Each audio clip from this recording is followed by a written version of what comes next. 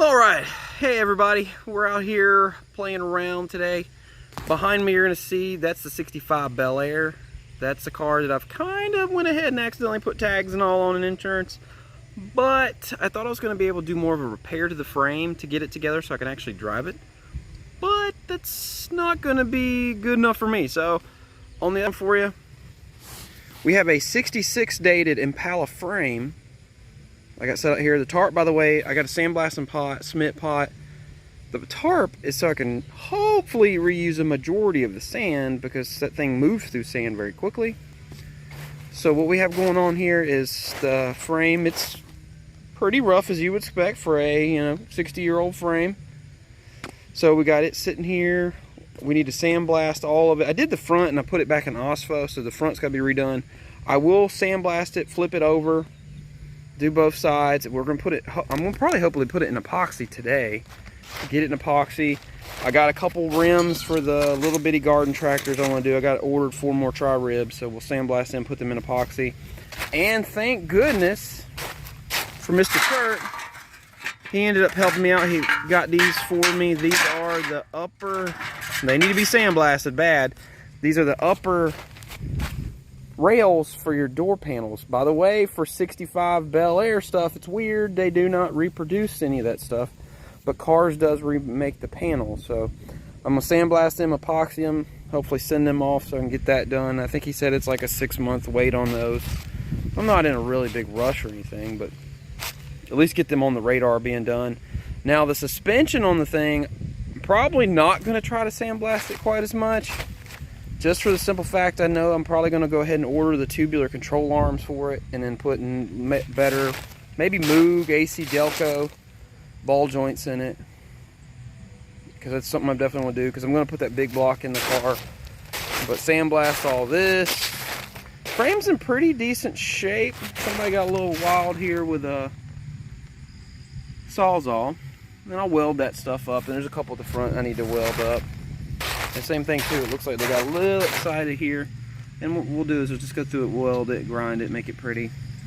And then for the back, it looks like, is it Spoon makes the control arms for the lower? I want to do the sway bar. I want to do the biggest sway bar they make for the front. I want to do probably at least an inch sway bar in the rear. We'll do tubular upper control arms that are adjustable. And we'll get that adjustable location rod, or is that panhard rod, one of the two. We'll get that too. It's adjustable because I'm going to lower it down. I don't know if it will be quite as low as it is right now, but it's probably pretty similar. So stay tuned. This is definitely a dirty job. It's very, very messy, but it'll probably take a solid hour to do all this stuff. But stay tuned. Like I said, my goal is to get a lot more done. I got to pull the motor and trans out of this thing now before I pull the frame out from under it. Motor trans, pull the gas tank, exhaust. So I got plenty of stuff I can do to it because I really want to put it together where it's pretty unique. So kind of more about that, by the way, I do have a 12 bolt sitting in the shop for it.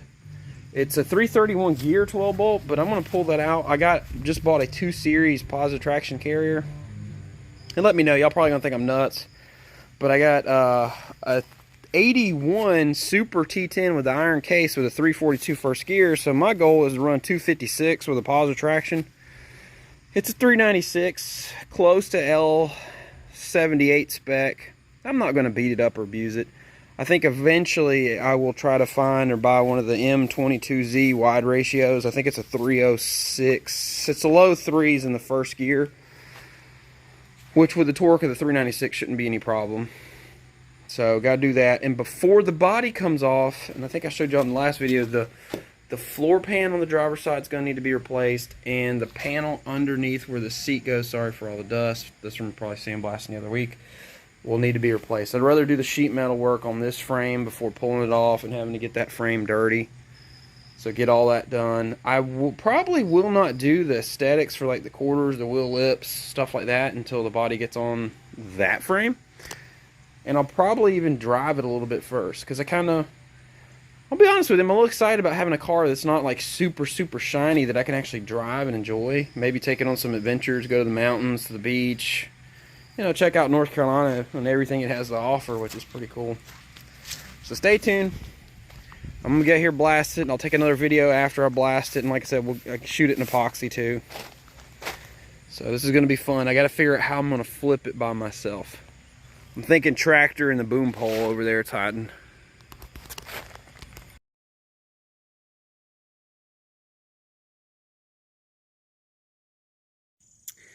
Alrighty, so ended up getting it sandblasted. It was gonna look like it was gonna rain at any minute. So sandblasted the entire frame. It's got POR on it. It's gloss black. We'll see how it dries, how it looks. The only thing I didn't sandblast technically is the rear end and then the front suspension stuff. I did the upper control arms and a little bit of the lower because they're going to be replaced once again, so there's no real need. But they were kind of in the way, so did all that, sandblasted that.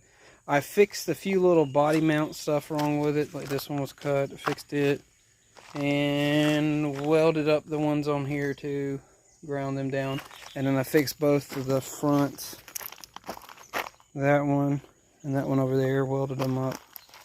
So that stuff's done. What I'll probably do is let this dry, see how it looks. I might sand it down one more time and put like a semi-gloss on it. Got that done. Ended up getting the uppers done. These are sandblasted down to bare metal. They look pretty good. These should be good to send out to cars and see what they can do with them. They're a little pitted, but a heck of a lot better than none. And then the little wheels for the little mowers. Got that buttoned up. Put the tri-ribs on them. So now I got two sets. So these sandblasted, they were pretty pitted, but they fresh paint them to look okay. And then the same thing with this one. It's the inside, so I guess it really probably doesn't matter as much. But they were sandblasted down there to white or gray metal, and then the outside, by the time it's painted like that, it'll look fine. So got that stuff done.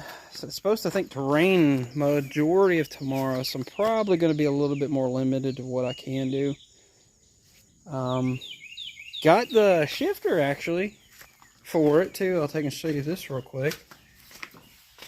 So we got the Super T10 I was talking about earlier. So we got this thing.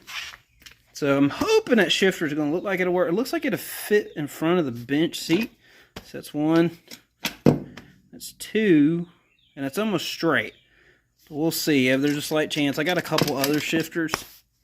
But that one looks pretty tall. So I'm thinking that it's either out of a full size. I don't think it's tall enough for a truck.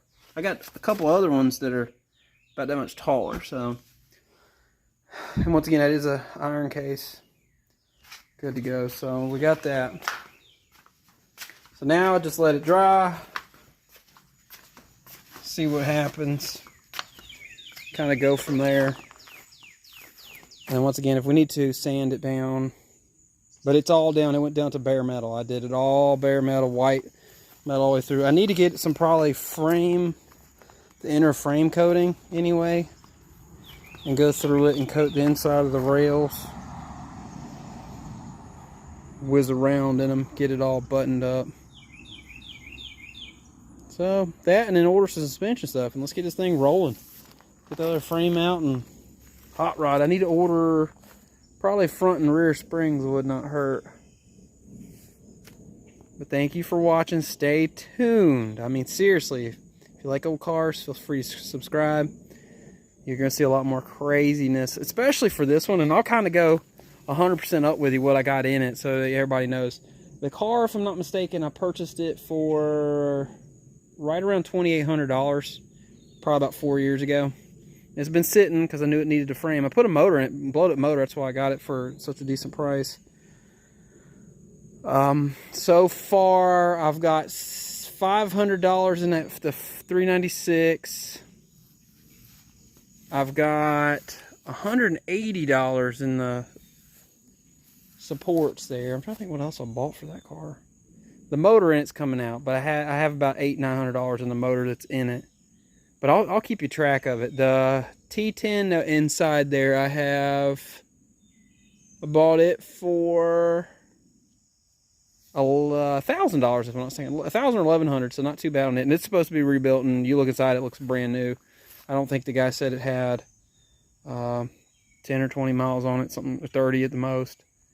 And then the 12 bolt I got for it, I paid $300. So I'll make a little list of it next video, and I'll show y'all kind of what's breakdown.